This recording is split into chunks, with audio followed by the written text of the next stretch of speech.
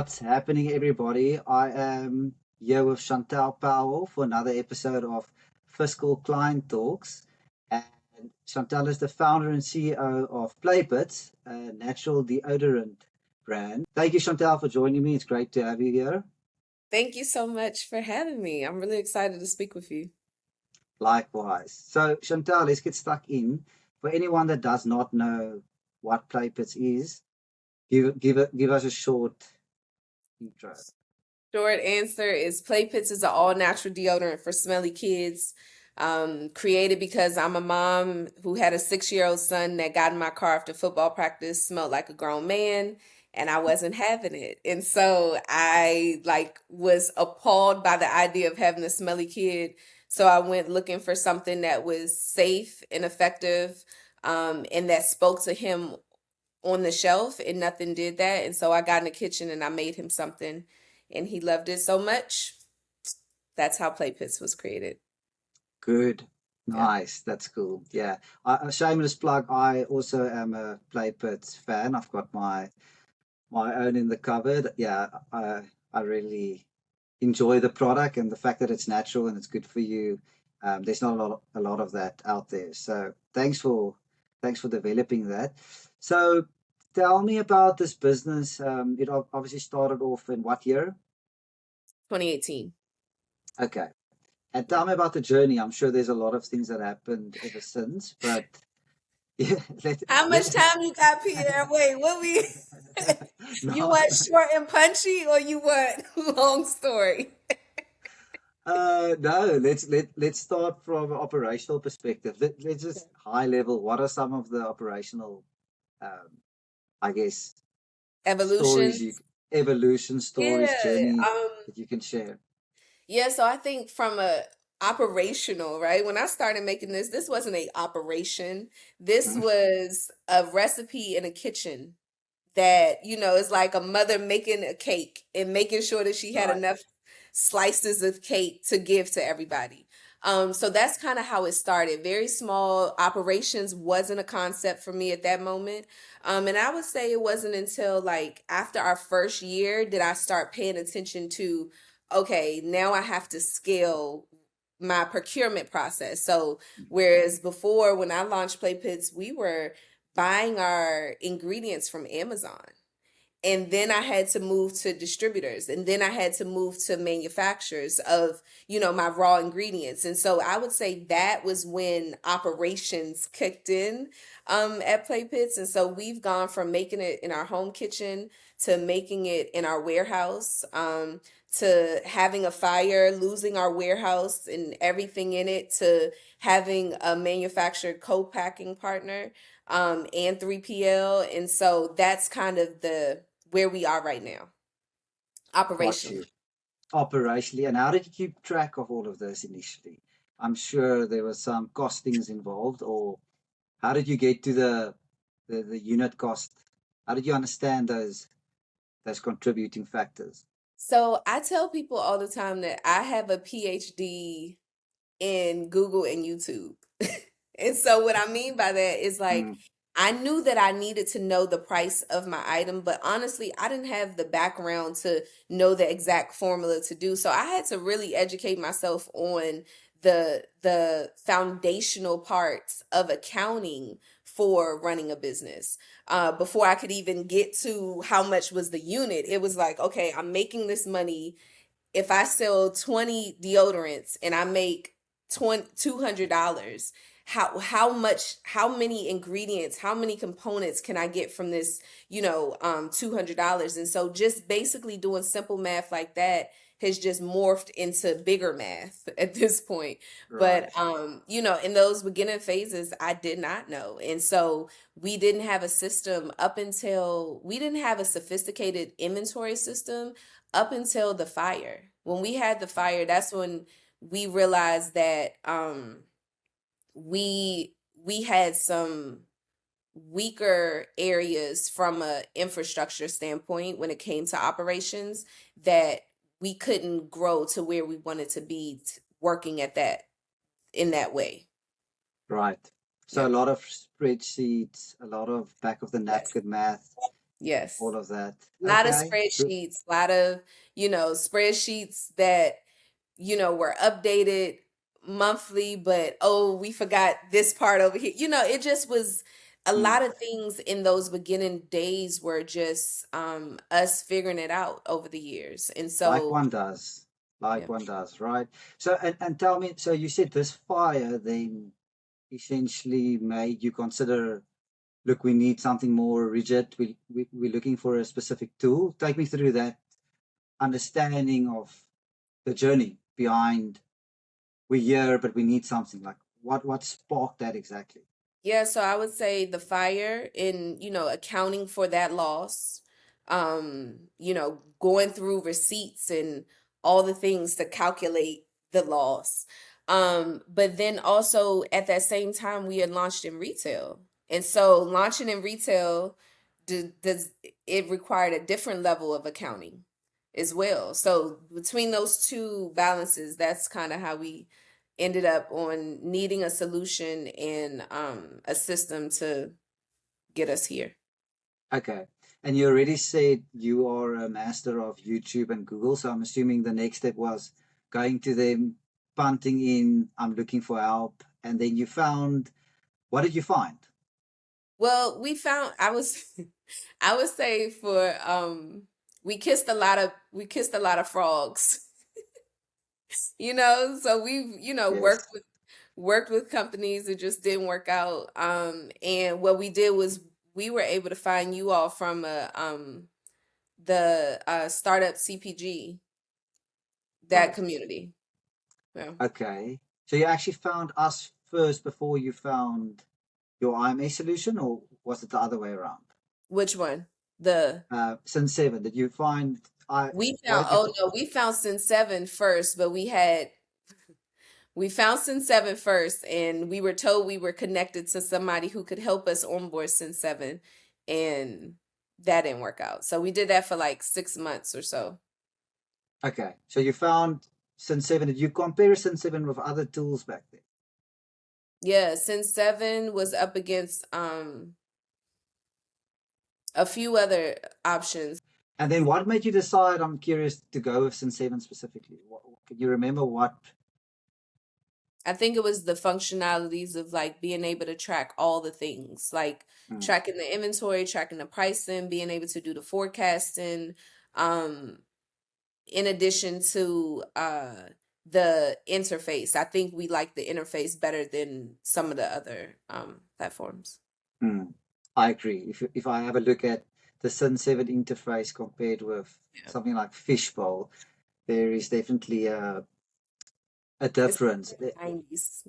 Like, Exactly. And I mean, that for me is honestly the same with Xero and QBO. That's why I like yeah, Xero, because when I look at it, it looks nice and I actually want to engage with it. I think their slogan is even making accounting beautiful. yeah. And look, I'm not going to go into that. I'm not sure if it's beautiful, but the fact is that it looks prettier than QBO. The UI does something for you. So we implemented Cin7, but it didn't work out. What can you recall? Why it didn't work out? Like, It was what was something with difficult the connection. It had something to do with the connection. with Um, other tools yeah. in terms of implementing Cin7? But then I believe you realize that you actually need someone to potentially support you with not only Cin7, but with Cin7 and the integration of these other tools, specifically the accounting software, right? So because what we learned was when we had an accountant that didn't know Cin7, and so they didn't understand how to assist us to make sure everything was properly set up. They weren't knowledgeable on how to pull the information to do the work. So like we found ourselves with the learning curve and then having to train another you get what I'm saying? So it was helpful to have somebody that understood Cin7 and really could serve as like the expert on the integration of it versus us being dependent upon to know how to do it. And that's what our old situation was. Yeah.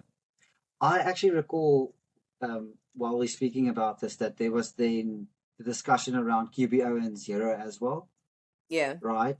And you were asking us what tool to essentially go forward with. And I explained to you that we don't really like putting any tool forward for any client. We obviously Yeah. have our preferred tech stack, but at the end of the day, we want the client to make the decision.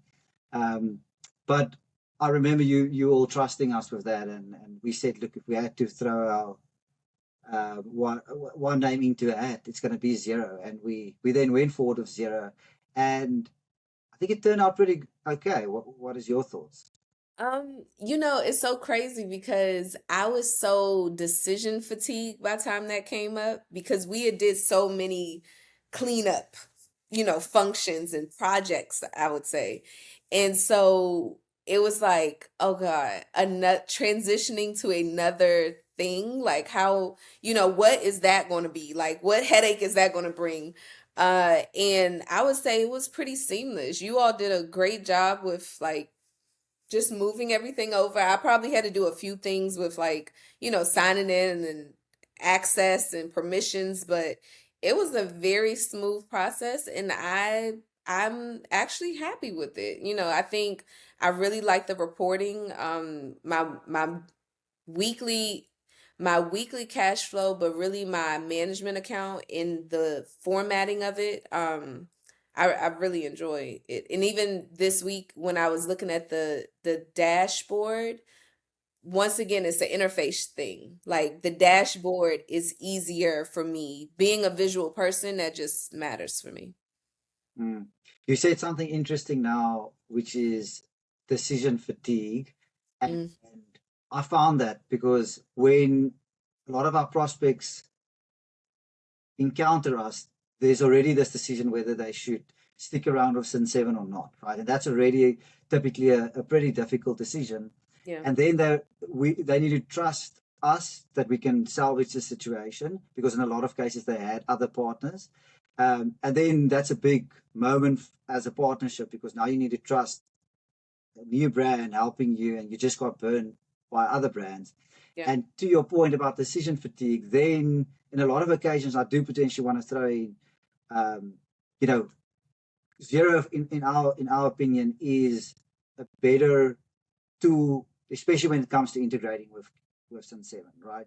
There's something about the ledgers and just the way that you can reconcile the two, specifically sub ledgers in QBO, which is an old functionality, an older, more traditional legacy Yeah.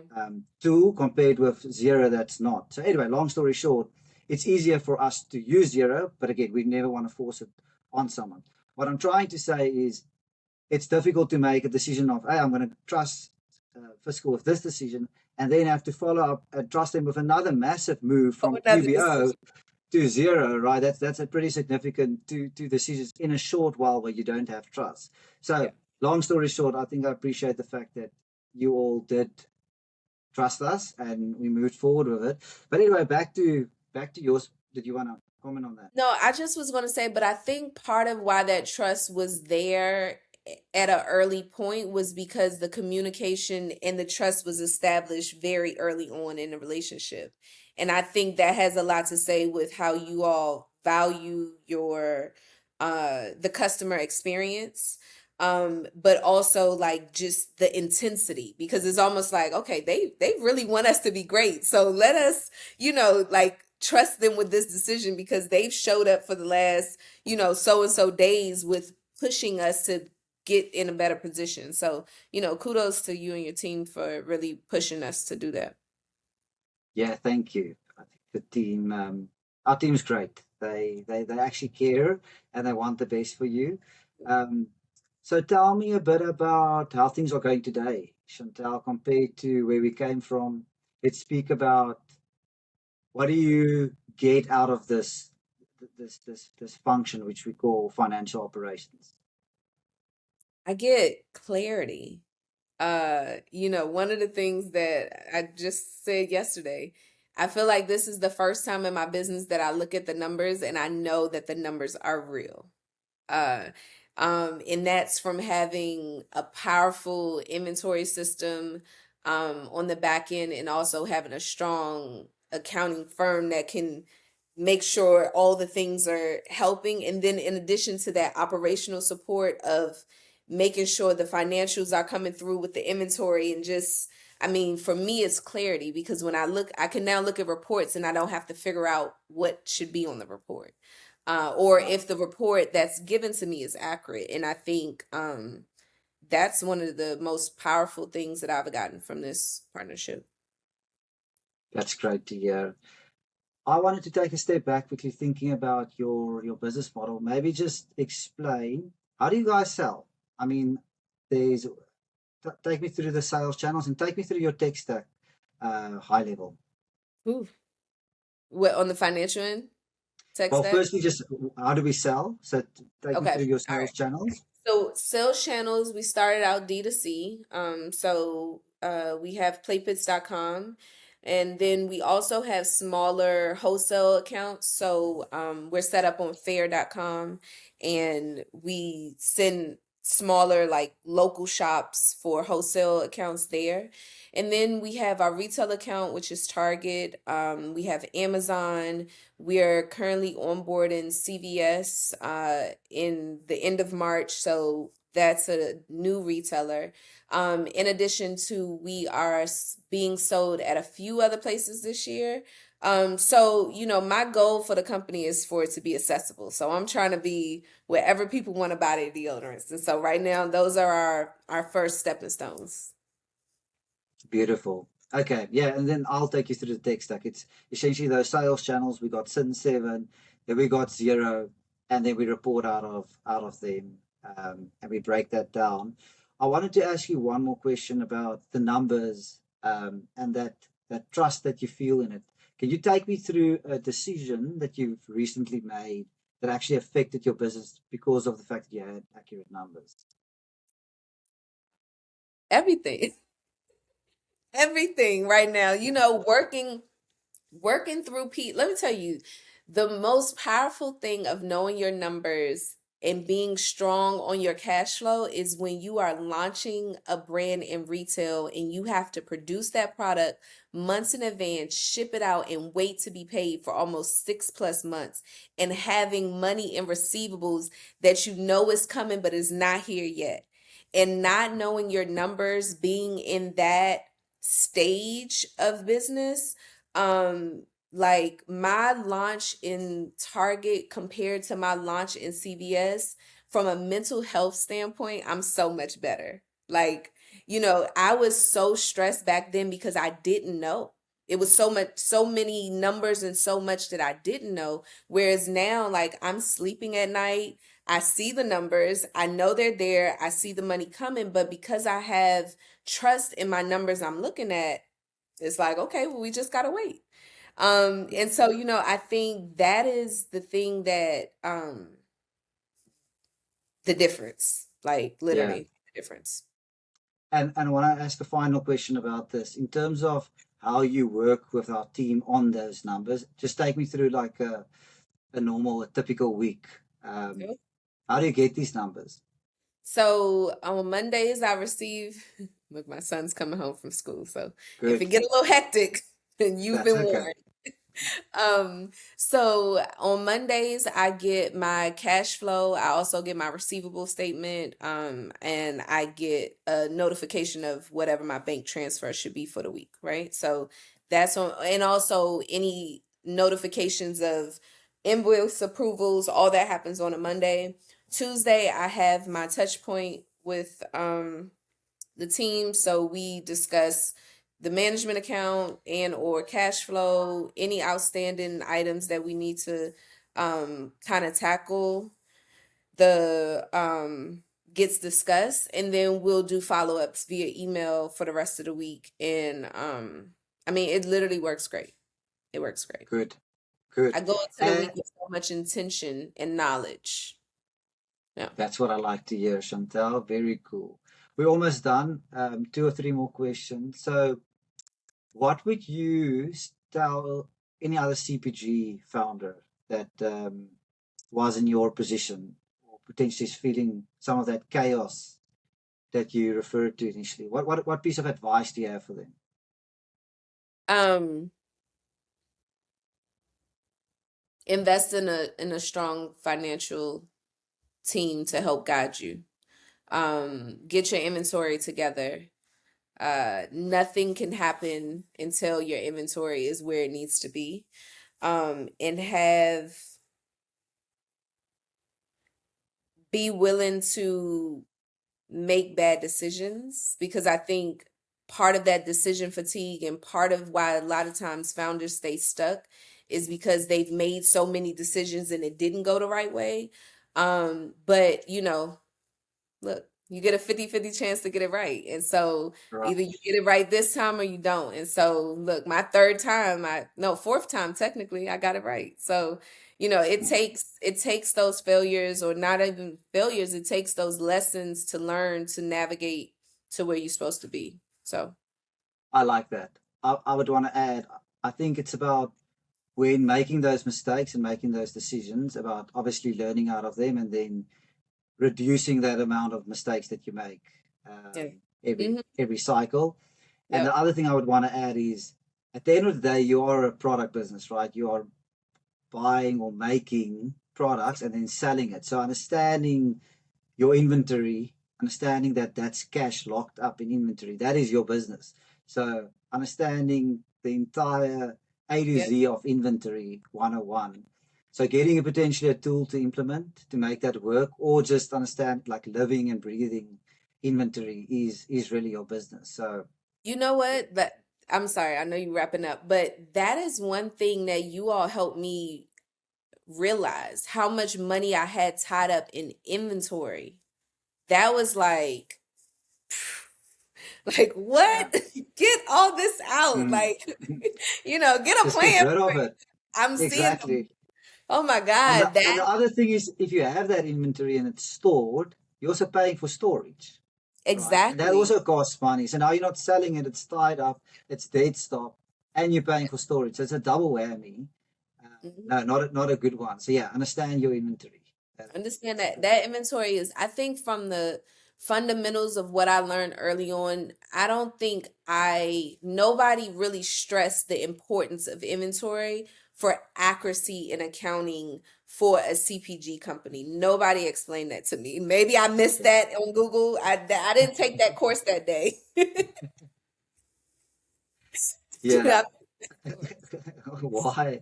It was a little ways in the journey when it was Dartmouth at Tuck Business School is when it Mm. started to click for me. I was a part of a program, and that's where I learned that. And I'm so happy I learned it at that point. But I mean, early on, that's something I wish somebody would have told me in day one. Mm. We Yeah. can mark that as one of those learnings that we know now and that we can move on from. Yep. Final question: what is next for PlayPits? I think you just spoke about launching in a new retailer. How's that been? It's been a wild ride. I'm just over here living my best life on the roller coaster of retail. Um, Right. so that has been a beautiful thing, and also a very, heavy thing for a small team. We're launching in 300 CVS stores. No, we're launching in 1,000 CVS stores nationwide. Coming up March 20th is the launch day. So I hope this comes out after that and y'all can go to CVS and check out PlayPits. And then we're also launching a new product of wipes. Actually, these wipes. So Right. deodorizing wipes. My kids have super long days. They literally get home, get off the bus, have a snack, go to practice, and sometimes they just need to freshen up in between a tournament or whatever activities they in. So those wipes are new, and yeah, my goal is to take over the bathroom. So I want to take over the bathroom of the kids all over America, and so continuing to, bring products alive that do that kids need and that solves problems. And that's natural And that's natural. and good Absolutely. for The you. best. Giving them nothing but the best. Love that. Yeah. Nice. Chantel, thanks so much. Always enjoy catching up with you and speaking about your business and the relationship that now, how long has it been? I think it's I was looking at an email. I think, no, April 2005, but we probably met before. 2025. Yeah. 2025, not 2005. No, that's what I mean. 2020. Not 2005. Yeah. We haven't been going for 20. What is 2029. that? 21 years. No, Yeah. no, Yeah, 2025.